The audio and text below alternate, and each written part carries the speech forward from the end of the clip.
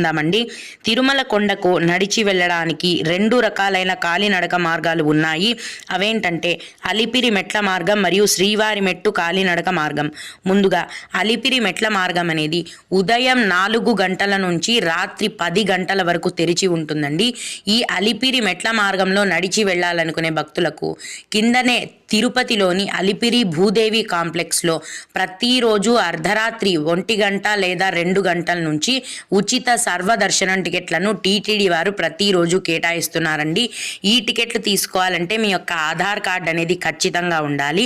అలాగే ముందు రోజు రాత్రి నుంచి మీరు సర్వదర్శనం టికెట్స్ తీసుకునే కౌంటర్ దగ్గర క్యూ లైన్లో ఉంటేనే మీకు ఖచ్చితంగా టికెట్లు అనేవి దొరికే అవకాశం ఉంటుంది.